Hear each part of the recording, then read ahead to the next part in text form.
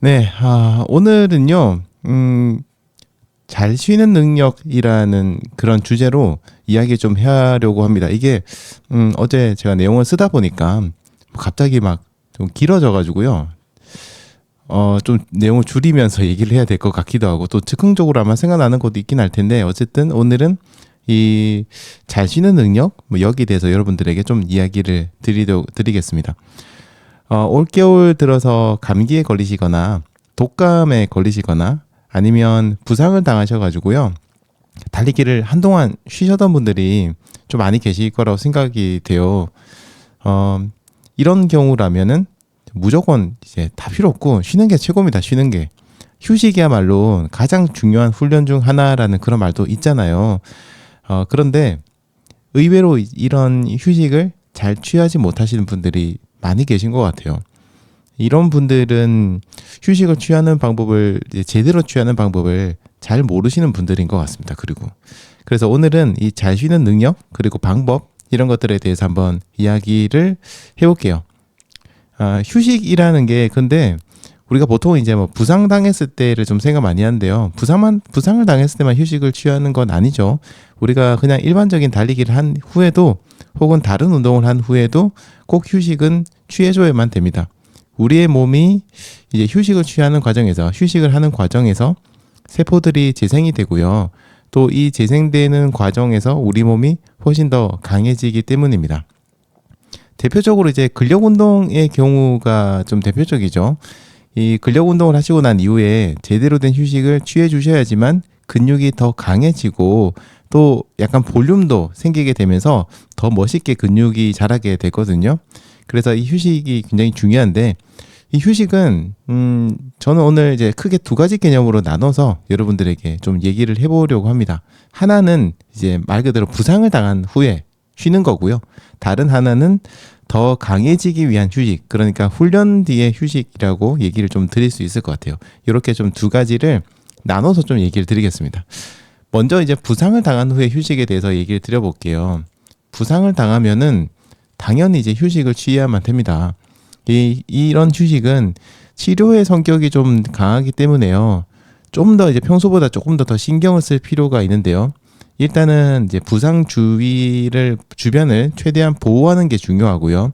그리고 해당 부위를 우리가 활동하면서 자주 쓸 수밖에 없다고 된다면은 아무래도 치료에 필요한 시간이 좀 길어질 수 있잖아요. 그래서 그런 것들도 좀 조심하시면서 너무 많이 움직이지 않도록 해야 되는데 반대로 또 어떻게 보면 너무 그 부상 부위를 갖다가 꽁꽁 싸매고 움직이지 않는 것도 문제가 될 수 있어요. 그러니까 적당한 그런 움직임을 해줘야지만 우리 혈액의 흐름을 도와줘서 몸이 치유되는 거를 도와주거든요.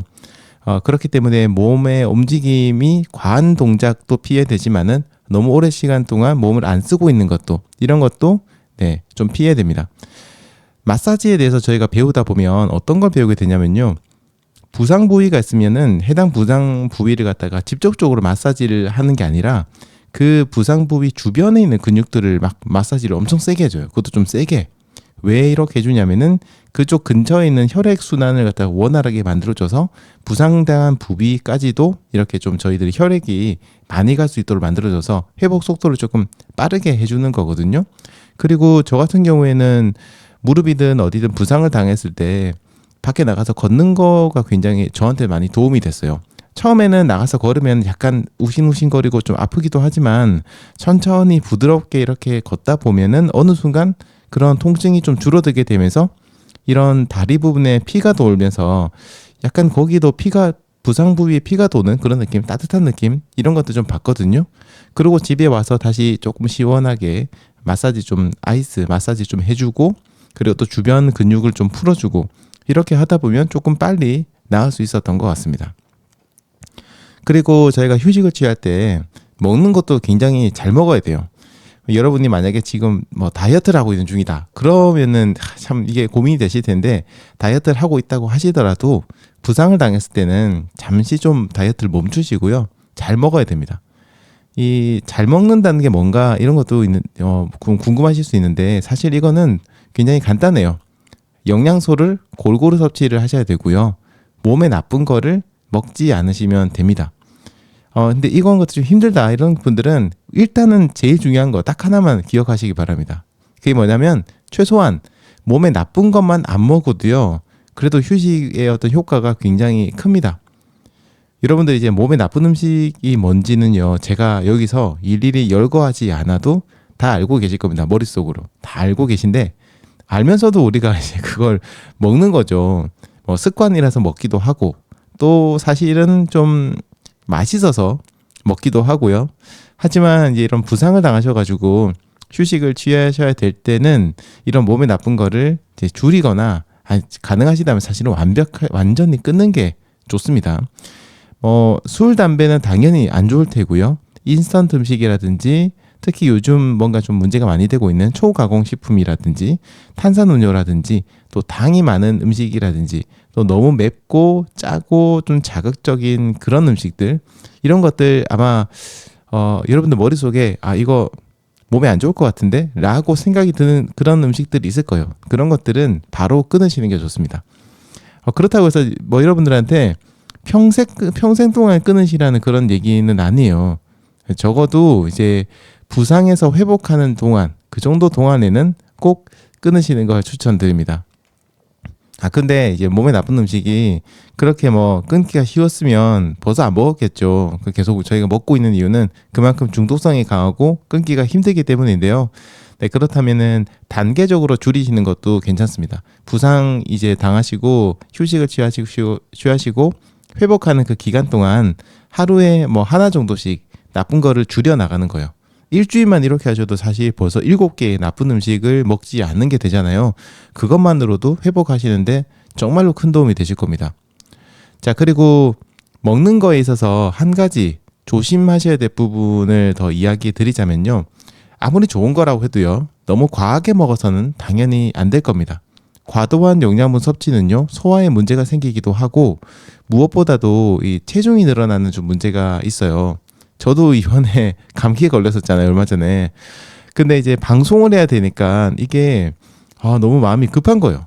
목소리가 딱 제가 들어도 진짜 듣기 싫은 목소리가 나오니까 이거 방송을 하면은 들으신 분들 얼마나 힘들까 이런 생각이 좀 들더라고요. 그래서 너무 이제 그게 스트레스가 쌓이고 하다 보니까 이거 빨리 나야겠다는 강박 같은 것들이 생기게 되고 그러다 보니 이제 목에 좋다고 하는 생강차를 계속해서 먹었어요. 생강차를 하루에도 진짜 한 3잔 이상씩 계속 먹었거든요. 그리고 밥도 굉장히 잘 먹었어요. 빨리 나야 되니까. 그런데 그러다 보니까 이게 순식간에 체중이 늘어가지고요. 한 2.5kg 이상이 한 번에 늘어나 버렸어요. 물론 이제 그렇게 잘 먹은 덕분에 예전보다는 빨리 몸이 정상으로 돌아오긴 했어요. 그렇지만은 이 체중을 이제 줄이기 위해서 또 정말 힘들게 달려야 되기 때문에 좀 부담이 되기도 합니다. 그러니까 여러분들 체중을 좀 고려하셔가지고 이런 휴식을 취하실 때 식단 같은 것들도 짜시면 좋겠어요. 그냥 너무 적게 먹어도 문제겠죠. 근데 반대로 너무 영양가가 풍부한 것들도 어떻게 보면 영양 과다가 좀 될 수 있으니까 그런 것도 적절하게 조절하시고 체중도 어느 정도 관리를 함께 하시는 게 좋을 것 같아요. 그렇게 체중이 늘어나면 다시 뛸 때 조금 힘들거든요. 그럼 또 그게 약간 스트레스가 되기도 하실 거예요. 자, 그리고 부상 후에는요, 빠른 회복을 위한 활동도 필요합니다. 마사지라든지 재활 운동 같은 거, 이런 것들이 좀 대표적이죠. 아마 많은 분들이 이런 활동을 좀 하실 거라고 생각해요. 다들 하고 계실 거라고 생각하는데, 문제는 그겁니다. 이거를 꾸준하게 하기가 정말 힘들어요. 마사지의 경우에도 처음에는 좀 열심히 하다가 어느 순간부터는 대충대충 하시는 경우가 많거든요. 그런데 마사지가 사실 제대로 된 효과를 보려고 하면은 진짜 열심히 하셔야 돼요. 어느 정도로 열심히 하셔야 되냐면 마사지를 하시고 난 다음에 여러분 몸에서 막 열이 후끈후끈 나거나 아니면 땀이 살짝 날 정도로 그 정도로 하셔야지만 제대로 된 마사지를 했다고 할 수 있어요. 그리고 이런 마사지를 한때만 하는 게 아니라 시간을 정하셔가지고 꾸준히 반복적으로 이렇게 좀 해줘야 되겠죠. 여러분들 아예 그냥 스마트폰에다가 마사지하는 시간을 알람으로 설정하시고요. 그 시간이 되시면 이렇게 마사지를 해주는 그런 방법도 굉장히 좋습니다. 그것도 이야기한 것처럼 살짝 땀이 날 정도로 그렇게 열심히 해주시는 게 좋고요. 재활 운동은 특히나 정해진 시간에 하는 게 굉장히 중요해요. 반복적으로 하는 게. 이 간격을 지키지 않는다고 해서 크게 문제가 되거나 회복이 안 되거나 그런 건 아니겠지만 아무래도 이런 주어진 간격을 잘 지키게 되면 회복 속도가 조금 더 빨라지게 될 겁니다. 이번에는 훈련 후의 휴식에 대해서 좀 얘기를 해보겠습니다. 훈련 후의 휴식에서 우리가 가장 먼저 고려해야 될 점은요, 휴식의 시간입니다. 대부분의 경우 한 48시간 정도 전후로 휴식을 취하라고 이야기를 많이 하고요. 아마 또 많이 들어보셨을 겁니다. 저도 이 정도 휴식 시간이 딱 좋았던 것 같아요. 하지만 훈련이 그다지 힘들지 않았다면, 아니 어떻게 보면 오히려 부담이 전혀 없는 그런 훈련도 있잖아요. 그런 달리기를 하셨다면 이 휴식 시간은 조금 짧아져도 크게 문제는 없었어요. 예를 들어서 매일 아주 편안한 속도로 정말 편안한 거리를 달리시는 그런 러너분들 계시거든요. 이런 분들은 매일 달리기를 하셔도 전혀 문제가 없었습니다. 그리고 이런 분들의 경우에는 대충 한 18시간 정도? 그 정도 시간만 지나도요, 신체가 대부분 회복을 하더라고요. 문제는 내가 한 이 정도의 훈련을 했다, 요 정도 훈련을 했을 때 요 정도의 시간을 휴식 시간을 가지면 된다라는 그 어떤 시간을 잘 알기가 쉽지가 않습니다. 이게 현재 몸 상태에 따라서, 그리고 훈련의 정도에 따라서, 그리고 주변 환경이 어떻느냐 이런 것에 따라서 완전히 이제 휴식 시간이 달라지게 되거든요. 근데 이게 특히나 달리기를 많이 안 해보신 분들이라면 경험치가 조금 없다 보니까 이 휴식 시간을 어느 정도 잡아야 되는지가 조금 애매한 거죠. 그래서 이제 어떤 분들은 최신 인공지능 아니면 이제 IT 기술의 도움을 받습니다.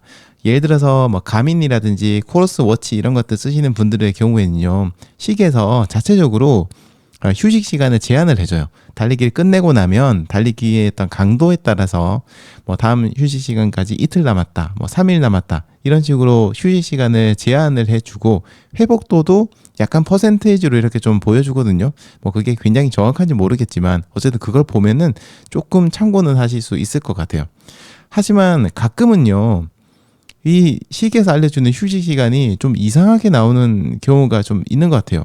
예를 들어서 제가 사용하고 있는 코러스 페이스 3의 경우에는 제가 20km 정도 달리기를 하고 들어오면은 저는 이제 몸이 전혀 힘들지 않고 말짱한데도 불구하고 딱 보면은 지금 굉장히 에너지 많이 썼고 제로다, 에너지가 제로가 남았다, 그래서 4일인가 5일인가를 쉬라고 나오는 거예요.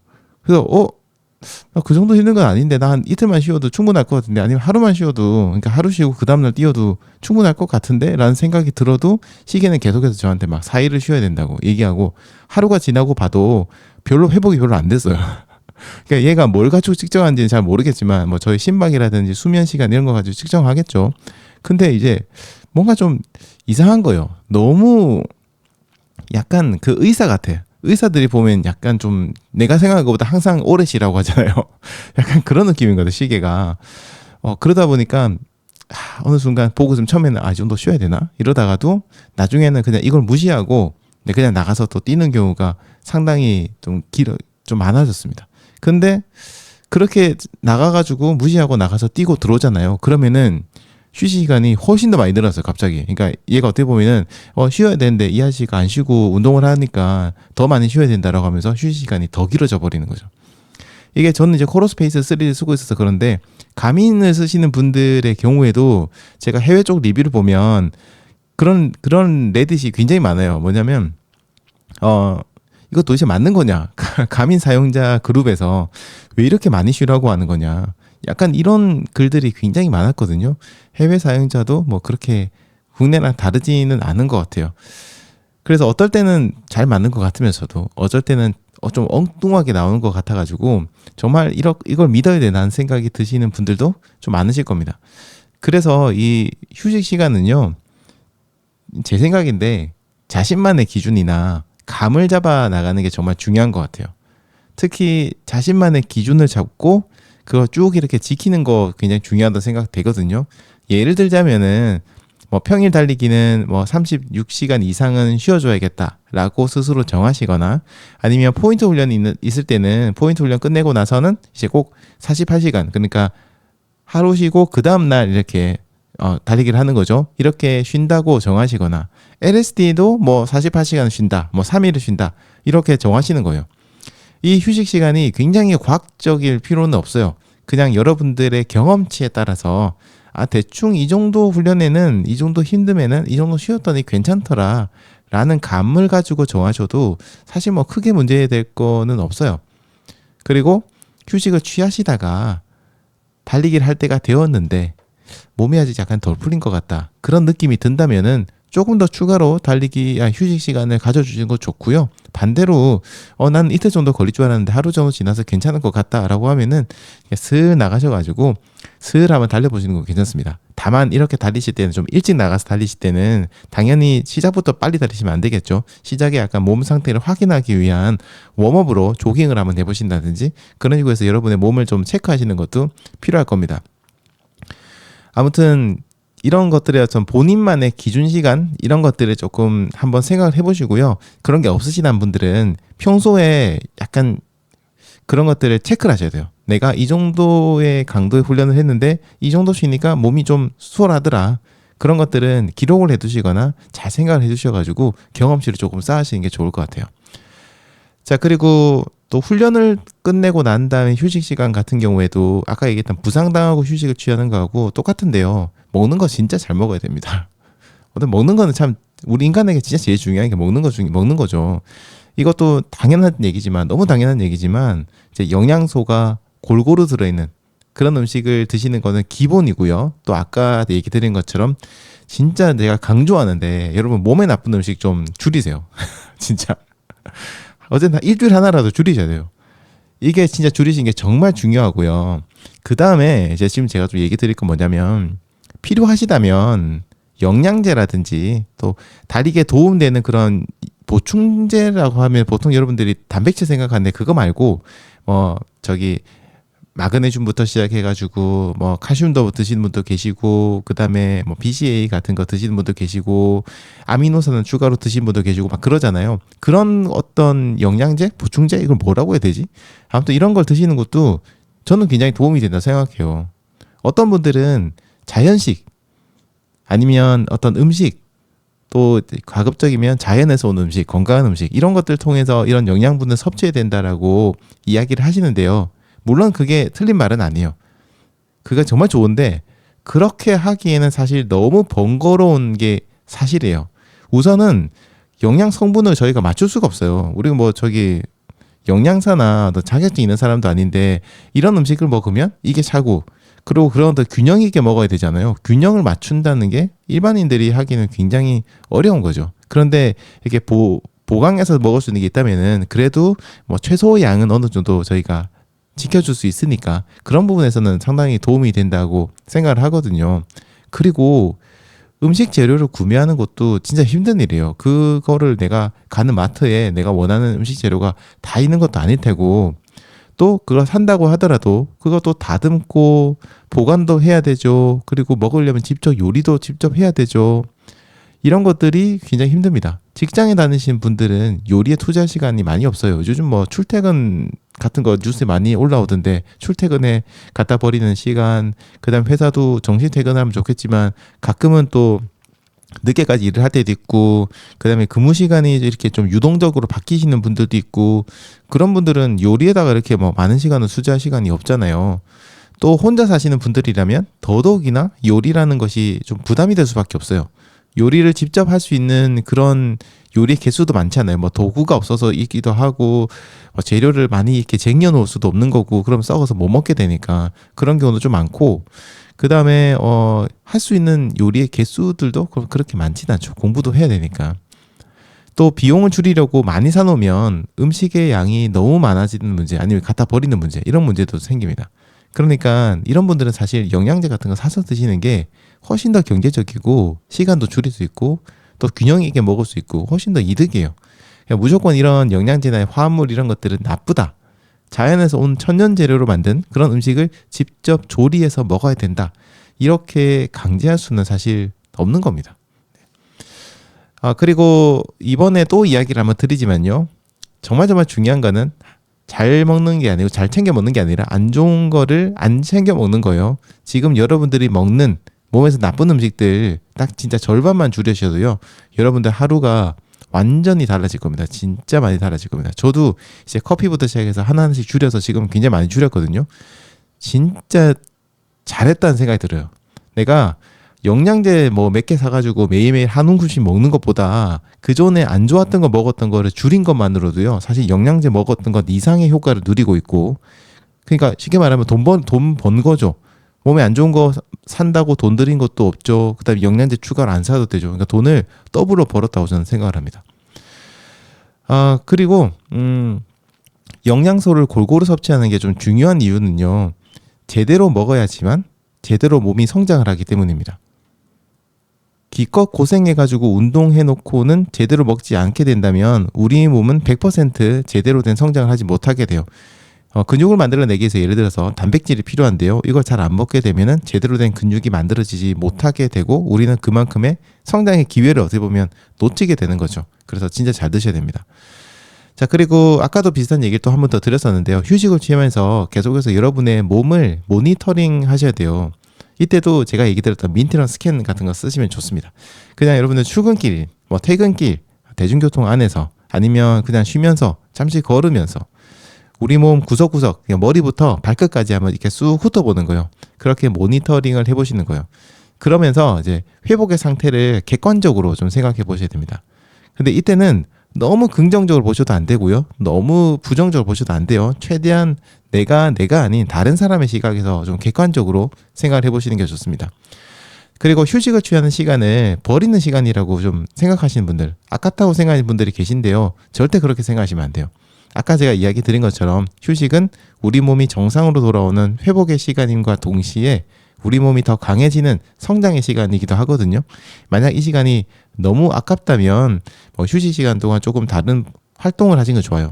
예를 들어서 보강 운동 한다든지 마사지를 좀 더 열심히 해준다든지 이런 것들을 해주셔서 조금 시간을 줄일 수도 있긴 하겠지만 그래도 이게 절대 버리는 시간이 아니다. 내가 이때 성장하고 있다라고 생각해 주시면 좋을 것 같습니다.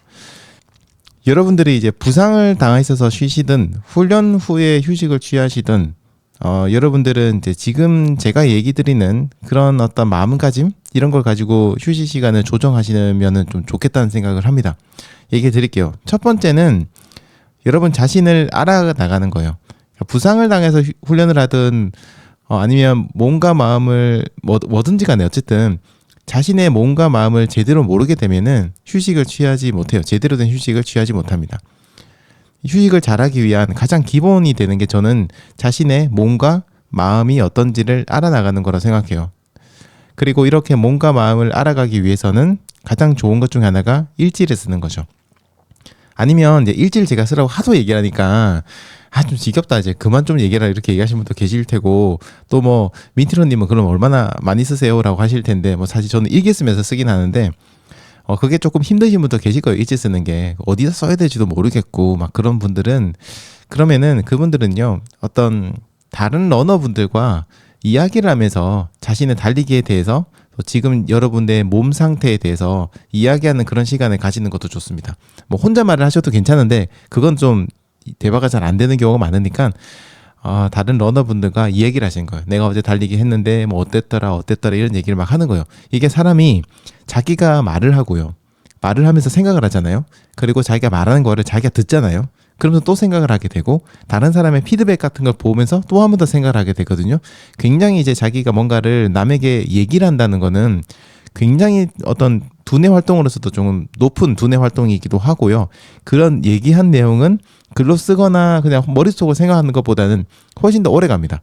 그리고 그런 말을 하는 과정에서 좀 더 디테일하게 거기에 대해서 좀 깊이 있게 생각을 하게 되거든요. 몰입을 좀 더 하게 돼요. 그러다 보니까 다른 러너분들과 이렇게 그 부상 후의 휴식이라든지 아니면 이런 것들에 대해서 한번 얘기를 해보시는 거 굉장히 좀 도움이 되실 겁니다. 또 개인적인 얘기를 하시는 게 좀 힘들 수도 있겠지만 용기를 내셔서 좀 얘기를 하시면 좋겠고요. 그리고 얘기를 할 사람이 없다 이런 분들의 경우에는 저희 민트런 채널이 있잖아요. 저희 채널에다가 댓글을 남겨주시는 거예요. 그거 쓰는 겁니다. 그리고 제가 그 다음날 방송에서 그러면 또 얘기를 해드린 경우도 있고 다른 분들께서 댓글을 달아주시기도 하거든요.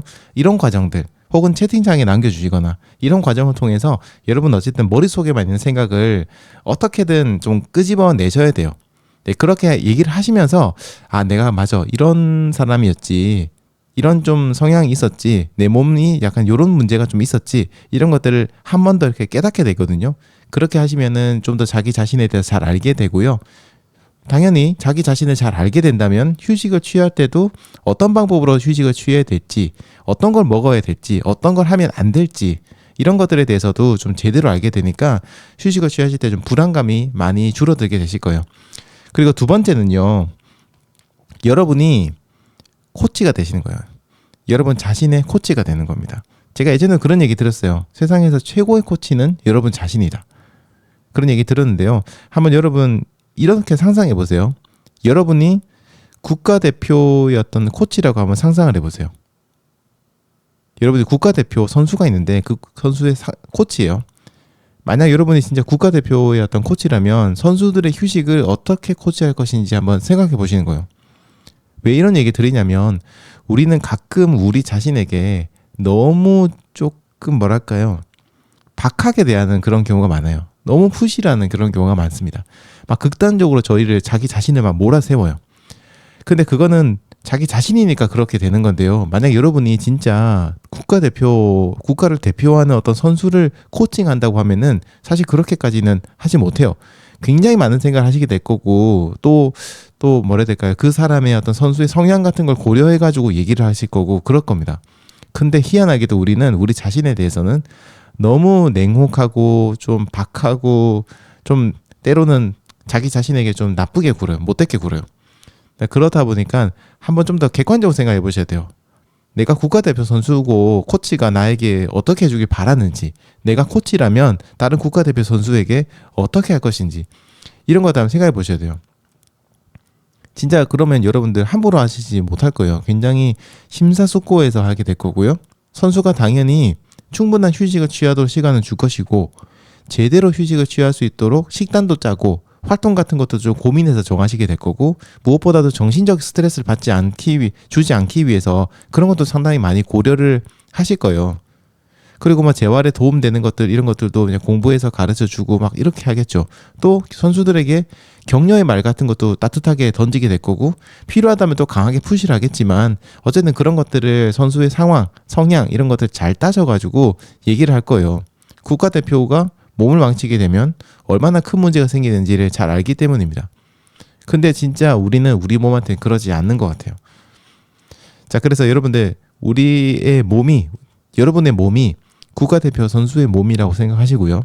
여러분이 코치가 되어서 제대로 한번 코칭을 해본다. 이렇게 상상해 보시기 바랍니다. 그런 걸 가지고 여러분이 휴식을 어떻게 취할지 한번 생각해 보는 거예요.